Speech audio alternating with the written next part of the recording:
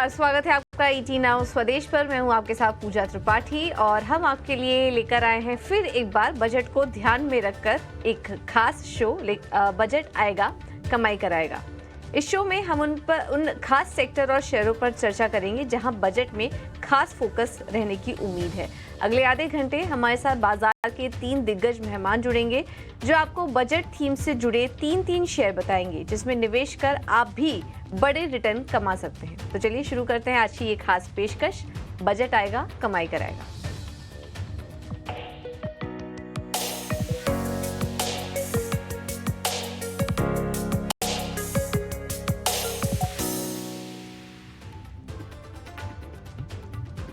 अब जब हम बात कर रहे हैं बजट की, तो अब अगला बजट, फाइनल बजट आने वाला है 23 जुलाई को। आपको बता दें कि इसके पहले फरवरी में एक बजट आया था जो कि था अंतरिम बजट, और जिस साल चुनाव होता है, जिसमें कि लोकसभा इलेक्शंस होते हैं, उस साल अमूमन 2 बार बजट पेश किया जाता है।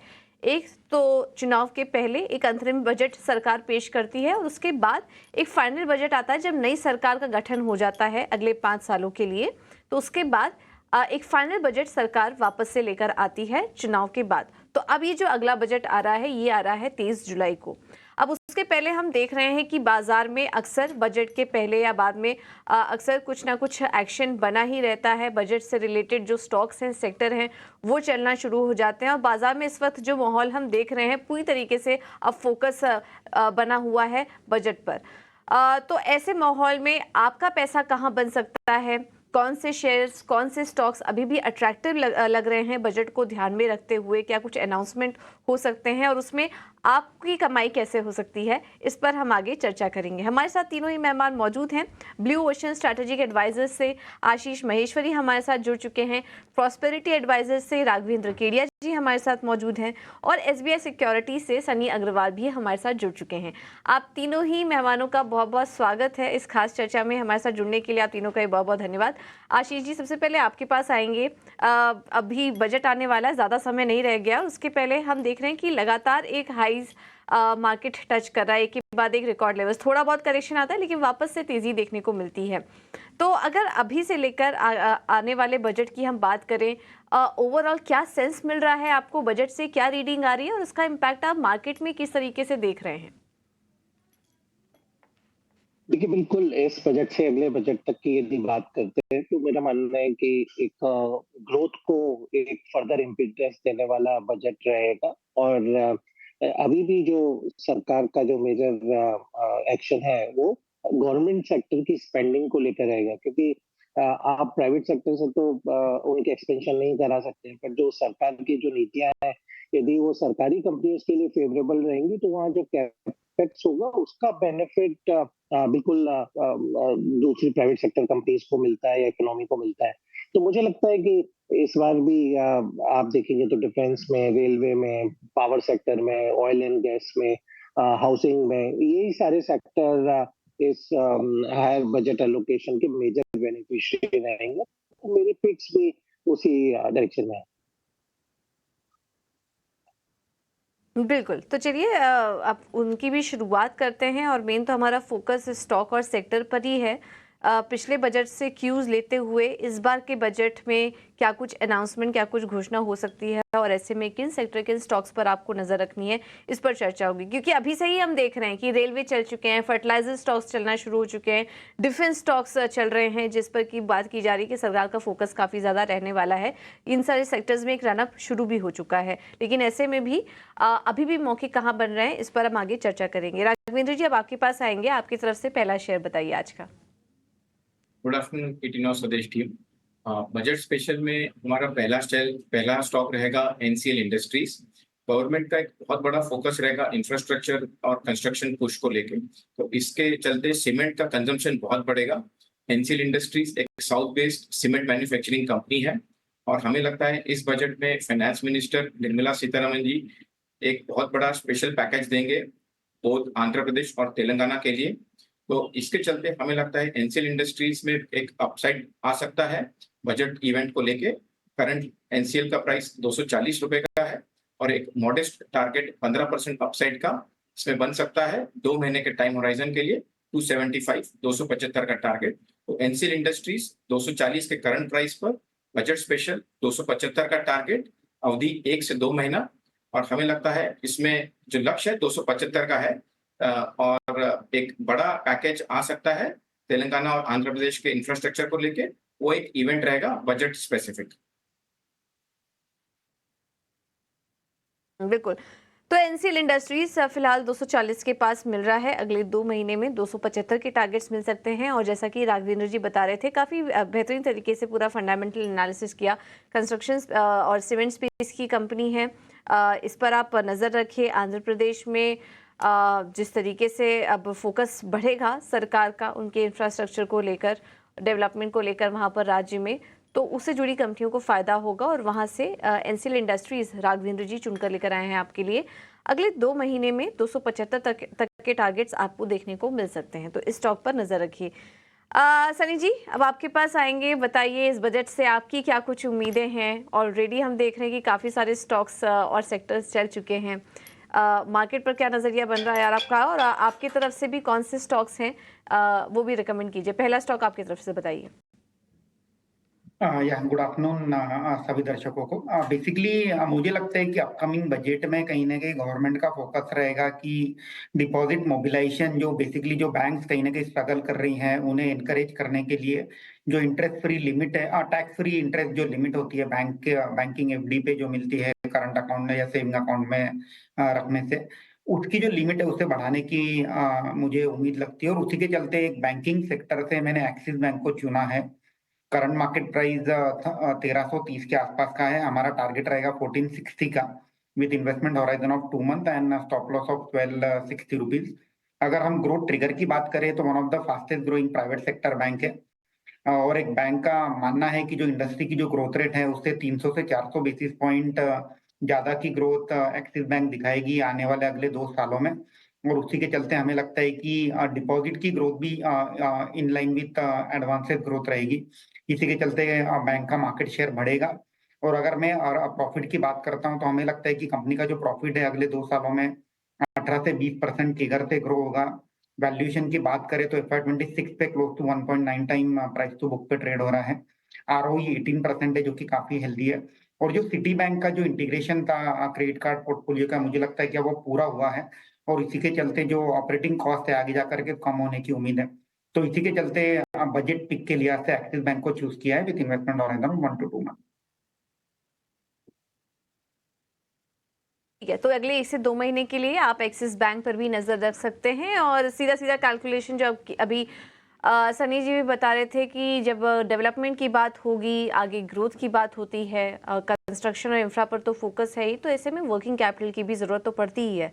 और ऐसे में नंबर आता है बैंकों का। और बैंकिंग में भी जहां पर अभी भी वैल्यूएशंस के लिहाज से जो बैंक अच्छे लग रहे हैं, उसमें एक्सिस बैंक ये एक बैंक है जिस पर कि आप नज़र रख सकते हैं। आने वाले समय में बैंक का मार्केट शेयर में बढ़ोतरी हो सकती है, जहां पर इनका फोकस है। इन्हें मार्जिन में भी फ़ायदा होगा, डिपॉजिट ग्रोथ अच्छी रहेगी, एडवांसेस ग्रोथ भी अच्छी देखने को मिलेगी। तो अगले 1 से 2 महीने में आप एक्सिस बैंक, ये एक स्टॉक है जिस पर कि आप नज़र रख सकते हैं। आशीष जी, अब आपके पास आएंगे, आपकी तरफ से बताइए पहला स्टॉक कौन सा होगा। जी, मेरी तरफ से पहला स्टॉक रहेगा ऑयल इंडिया लिमिटेड। इस स्टॉक पे खरीदारी की सलाह रहेगी बजट से पहले। 2 ट्रिगर यहाँ पे मुझे नजर आते हैं। सबसे बड़ा ट्रिगर तो ये है कि चूंकि इंडिया का जो oil and gas import bill है करीब $125 बिलियन का है हर साल का। तो गवर्नमेंट कुछ इन्वेस्टमेंट स्कीम्स ला सकते हैं जहां पर डोमेस्टिक ऑयल और गैस के जो प्रोड्यूसर्स हैं उनको उसका बेनिफिट मिल सकता है। तो इसी कारण से हमने देखा आज स्टॉक ने अपना 52 हफ्तों का उच्चतम स्तर भी छुआ है। और मुझे लगता है कि 560 के आसपास एक अच्छी बाइंग रहेगी ऑयल इंडिया। और दूसरी बात जो हो रही है कि शायद जीएसटी रिलेटेड एक क्लैरिटी आए कि ऑयल एंड गैस सेक्टर को जीएसटी के अंदर यदि लाने के लिए पहल शुरू होती है तो वो इन स्टॉक्स के लिए पॉजिटिव रहेगा। तो बजट में ये दोनों ही फैक्टर इंपॉर्टेंट रोल प्ले करेंगे ऑयल इंडिया के लिए। तो ऑयल एंड गैस के लिए कुछ बड़ी घोषणाएं हो सकती हैं। और ऑयल इंडिया तो हम देख भी रहे हैं अपने ऑल टाइम हाई के पास कारोबार भी कर रहा है ये स्टॉक, इस पर नज़र रखिए। जीएसटी से जुड़ी कुछ घोषणाएं यहाँ पर हो सकती हैं ऑयल एंड गैस सेक्टर के लिए। तो ऐसे में ये कंपनी है जिस पर कि आप नज़र रखिए। अगले 6 महीने में 700 तक के लेवल्स इस स्टॉक में देखने को मिल सकते हैं। 3 स्टॉक्स हो चुके हैं अभी तक, हमारे एक्सपर्ट दे चुके हैं। स्टॉक्स हमने डिस्कस किए। एनसीएल इंडस्ट्रीज 275 के लक्ष्य के लिए, एक्सिस बैंक में 1460 के लेवल्स आ सकते हैं और ऑयल इंडिया 700 के लक्ष्य के लिए आप तेजी करके चल सकते हैं। चलिए अब इस चर्चा को आगे बढ़ाते हैं। राघवेंद्र जी वापस से आपके पास आएंगे, बताइए अगला स्टॉक कौन सा होगा आपकी तरफ से? दूसरा स्टॉक बजट स्पेशल में हमारी तरफ से रहेगा वर्धमान टेक्सटाइल। कंपनी का करंट प्राइस 515-517 के आसपास चल रहा है और 2 महीने की अवधि के लिए इसका लक्ष्य 600 रुपए का बनता है, जो कि 15% की अपसाइड रहेगी, 15% अपसाइड इन 2 मंथ्स। टेक्सटाइल इंडस्ट्री में एक सबसे बड़ा पॉजिटिव पॉइंट ये है कि इसमें सबसे ज्यादा एम्प्लॉयमेंट जनरेशन होती है। 1 करोड़ रुपया अगर इसमें आप इन्वेस्ट करते हैं तो तकरीबन 70 वर्कर्स को जॉब मिलता है, जो कि एक हाईएस्ट रेशो है in terms of employment generation. ये रिप्रेजेंटेशन टेक्सटाइल इंडस्ट्री और टेक्सटाइल मिनिस्टर को किया गया है, मिस्टर गिरिराज सिंह को। तो हमें लगता है बजट में काफी बड़े इंसेंटिव आएंगे in terms of export incentives, in terms of policy announcement for textile sector.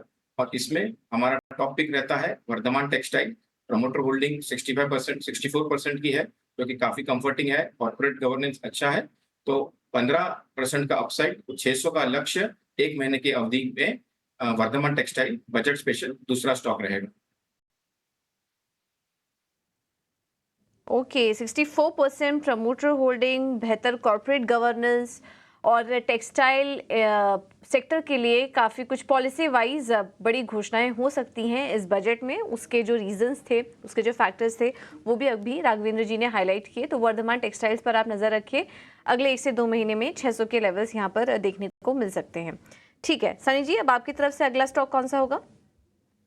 मेरा नेक्स्ट पिक रहेगा आईटी सेक्टर से, जो कि है KPIT technologies. Current market price 1800 का है और मेरा प्राइस टारगेट रहेगा 2150 का with stop loss of 1650 and investment horizon of 1 to 2 month. हालांकि केपीआईटी प्योर प्ले बजट का प्ले नहीं है, इसका global play on migration of IC vehicle towards EV and hybrid. But मुझे लगता है कि अल्टीमेटली अगर मैं बजट के लिहाज से बात करूं तो गवर्नमेंट का जो फोकस है जो रहेगा टू एनकरेज अल्टरनेटिव टेक्नोलॉजी, जैसे हाइब्रिड व्हीकल हो गई या फॉर दैट मैटर ईवी हो गया। At the same time encourage the global OEM player to set up a base in India. तो उसी के चलते हमें लगता है कि one of the fastest growing IT company है आज के डेट में। 20 से 25% एनुअली ग्रो हो रही है। अगर मैं टॉप लाइन की बात करता हूँ, मार्जिन भी सस्टेनेबल बेसिस पर कंपनी कमांड कर पा रही है। और एट द सेम टाइम मुझे जो एक बड़ा ग्रोथ ट्रिगर लगता है कंपनी में, वो है breakthrough in Chinese OEM, जहां अभी कंपनी का प्रेजेंस है नहीं और जहां ग्लोबली अभी चाइनीज ओईएम का कहीं ना कहीं बोलबाला है। तो मुझे लगता है कि केपीआईटी एक डिसेंट प्ले है, budget plus kind of defensive play भी रहेगा पोर्टफोलियो में ऐड करने के लिए from a short to medium term perspective. ठीक है, तो शॉर्ट टर्म के लिए केपीआईटी टेक पर भी आप नज़र रख सकते हैं। और इस बीच हम देख रहे हैं कि आईटी शेयरों में काफ़ी अच्छा रुझान भी है। जब नतीजे आना शुरू हो रहे हैं, इन कंपनियों में भी अच्छी तेज़ी है और सरकार का फोकस भी टेक्नोलॉजीज़ पर पड़ सकता है, जिसका कि फ़ायदा, जिसका कि बेनिफिशियरी केपीआईटी टेक नज़र आ रहा है। तो 2150 के लक्ष्य के लिए आप यहाँ पर तेज़ी करके चल सकते हैं। आशीष जी, अब आपकी तरफ से अगला स्टॉक कौन सा होगा? मैं तो इनफैक्ट पूरी बास्केट ही मेरे पीएसयू स्टॉक्स की है, तो सेकंड स्टॉक भी पीएसयू सेक्टर से रहेगा। वो रेलवे से इरकॉन को बाय करने की सलाह दूंगा। और अगेन रीजन ये है कि 2.5 लाख करोड़ का आसपास का ओके। जो रेलवे बजट है, उसमें सिग्निफिकेंट इस बार इंक्रीज मैं उम्मीद कर रहा हूँ। और ये जो आपको रैली दिख रही है रेलवे स्टॉक्स की, बिना किसी वजह के नहीं, क्योंकि काफी बड़े ऑर्डर्स इन कंपनियों को मिलने वाले हैं जो रेलवे कंपनीज। और आपने देखा वो जितनी भी रेलवे कंपनीज हैं, चाहे आरबीएनएल हो, इरकॉन हो, राइट्स हो, ये सारी company monopoly kind of businesses में है। तो इरकॉन के परफॉर्मेंस पे नजर डालें तो मेरा मानना है कि जो इसका मुनाफा करीब 800 करोड़ के आसपास था, इस बार 1000 करोड़ से ज्यादा का हो जाएगा। नवरत्ना कंपनी है और इस बार इससे 1000 करोड़ रुपए कमाने वाली कंपनी का अभी मार्केट कैप 30,000 करोड़ का है। तो यही सिनेरियो था मजगांव में, जो पिछले साल आप देखिए मजगांव कहाँ से कहाँ पहुंच गया। तो यही अभी भी वैल्यू है इन स्टॉक्स में। और प्री बजट के लिए दी बेस्ट पिक आप मेरे से पूछे जिसमें अभी भी वैल्यू है, वो इरकॉन है। बिल्कुल, बजट का डिस्कशन तो बिना रेलवे स्टॉक्स के पूरा हो ही नहीं सकता। रेलवे स्टॉक्स भी, रेलवे कंपनियाँ भी काफ़ी चल चुकी हैं, लेकिन अभी भी इरकॉन अच्छा लग रहा है वैल्यूएशन के लिहाज से। कुछ बड़े अनाउंसमेंट हो सकते हैं, घोषणाएँ हो सकती हैं, तो 6 महीने में 450 के लक्ष्य के लिए आप यहाँ पर खरीदारी करके चल सकते हैं। राघवेंद्र जी, अब आपके पास वापस आएँगे, बताइए आपकी तरफ से अगला स्टॉक्स। हमारा तीसरा स्टॉक बजट स्पेशल में रहेगा Adani ports and SEZ special economic zone. Adani port का करंट प्राइस 1490 का है और एक मॉडरेट अपसाइड हमें इसमें 10% का अपसाइड लगता है। 1640 का टारगेट 1 से 2 महीने की अवधि के लिए अदानी पोर्ट्स में। पिछले बार पार्लियामेंट में प्राइम मिनिस्टर ने कहा था कि इंडिया को $5 ट्रिलियन इकोनॉमी बनाना है अपने थर्ड टर्म में, और 2030 के पहले थर्ड लार्जेस्ट इकोनॉमी बनाना है। ये जब भी संभव होगा जब बहुत बड़े स्केल पर रॉ मटेरियल इंपोर्ट होगा, बहुत बड़े स्केल पर फिनिश गुड्स एक्सपोर्ट होंगे, और इंपोर्ट और एक्सपोर्ट के लिए एक बहुत बेहतरीन पोर्ट इंफ्रास्ट्रक्चर कंट्री को चाहिएगा, जिसके लिए अदानी पोर्ट एक स्टॉक प्ले हम कर सकते हैं, एक इन्वेस्टमेंट बेट भी कर सकते हैं। जब इंडिया $5 ट्रिलियन इकोनॉमी बनेगा तो सबसे ज्यादा इसमें अहम भूमिका निभाएगा एक पोर्ट इंफ्रास्ट्रक्चर। तो हमें पॉलिसी अनाउंसमेंट्स बजट में पॉजिटिव लगते हैं। पोर्ट एंड लॉजिस्टिक सेक्टर के लिए पब्लिक प्राइवेट पार्टनरशिप के अनाउंसमेंट आ सकते हैं, तो इसके चलते अदानी पोर्ट 1490 पर बाय करिए। 1 महीने की अवधि में 1640 का लक्ष्य बन सकता है। 10% का अपसाइड अदानी पोर्ट में बजट स्पेशल में हमारा तीसरा स्टॉक रहेगा। अदानी पोर्ट 1 से 2 महीने के लिए 1640 के लेवल्स आ सकते हैं, इस पर भी आप नजर रखिए। सनी जी, आपकी तरफ से अगला स्टॉक बताइए। अगेन मेरे ओर से पीएसयू स्टॉक रहेगा। जैसे आशीष जी ने बताया कि ऑयल एंड गैस सेक्टर में एक बहुत बड़ी केपेक्स या कहीं ना कहीं डेवलपमेंट की बात हो सकती है मोदी 3.0 में। तो मुझे लगता है कि ऑयल एंड गैस एक बड़ा सेक्टर है जो इग्नोर्ड था पिछले 8 से 10 सालों में, और अब यहाँ एक बड़ा फोकस हो सकता है। इसी के चलते इंजीनियर्स इंडिया को हमने चूज किया है with a price target of ₹350 and investment horizon of 1 to 2 month. अगर मैं ट्रिगर की बात करता हूं तो गवर्नमेंट ऑफ इंडिया की 51% होल्डिंग है। इनडायरेक्ट प्ले है ऑयल एंड गैस केपेक्स पर। ऑर्डर बुक काफी रोबस्ट है, 7,800 करोड़ के ऑर्डर बुक है, जो कि more than 2 times FY24 sales है। इसके अलावा हमारा ये मानना है कि अगले 3 से 6 महीने में एक बड़े ऑर्डर विन की एक्सपेक्टेशन है इंजीनियर्स इंडिया को। अगर मैं जेवीज की बात करता हूं तो इनका जो फर्टिलाइजर जेवी था वो कहीं ना कहीं अब प्रॉफिट में आ चुका है और तकरीबन 100 करोड़ का प्रॉफिट FY25 में कंट्रीब्यूट करेगा। और इनकी जो 5% हिस्सेदारी है नुमालीगढ़ रिफाइनरी में, उसमें कहीं ना कहीं एक वैल्यू अनलॉकिंग का पोटेंशियल है। टेक्निकली भी मुझे लगता है कि 280 के लेवल से कहीं ना कहीं क्रॉस होकर 13 साल का ब्रेकआउट दिया है, तो short to medium term portfolio में ऐड किया जा सकता है। ठीक है, तो इंजीनियर्स इंडिया है अगला स्टॉक 350 के लक्ष्य के लिए। आशीष जी, आपकी तरफ से अगला स्टॉक। अगला स्टॉक पीएसयू ही है और ये है हुडको। और आपने देखा होगा one of the best performer stock देखे 6 टाइम्स हो गया हुडको इस साल में। 60 रुपए से ऑलमोस्ट 353 का आज 52 वीक हाई लगाया है। और ये भी स्टॉक बिना किसी रीजन के नहीं बढ़ रहा है। कई सारे रीजन है। सबसे पहले तो इस बजट में एलोकेशन बढ़ा होगा ईडब्ल्यूएस और लोअर इनकम ग्रुप के, जो इकोनॉमिक वीकर सेक्शन और लोअर इनकम ग्रुप के हाउसिंग को लेकर। जैसे सरकार ने आते से ही बात की थी कि 3 करोड़ नए घर बनाए जाएंगे, तो उसके लिए जो नोडल एजेंसी है जो उसको फंड करेगी, जैसे रिन्यूअल के लिए इरिडा है तो हाउसिंग के लिए हुडको है। तो जिसके कारण से मुझे लगता है कि इस स्टॉक में अभी भी काफी वैल्यू है। इस साल मुनाफा करीब, जो पिछले साल जो करीब 2100 करोड़ का था, मुझे लगता है करीब 2700 से 2800 करोड़ का मुनाफा हुडको में इस साल हम उम्मीद कर सकते हैं। और एफआई और डीआई दोनों अपनी हिस्सेदारी क्वार्टर ओवर क्वार्टर इसमें बढ़ाते नजर आए। एफआई 0.3 से ऑलमोस्ट 2.5% पहुंच गए। डीआई ने 7% से बढ़ा के 13% हिस्सेदारी कर ली है। तो बिल्कुल इस स्टॉक को अपनी रडार में रखना चाहिए और 6 महीने के लिए बेहतरीन पिक रहेगा।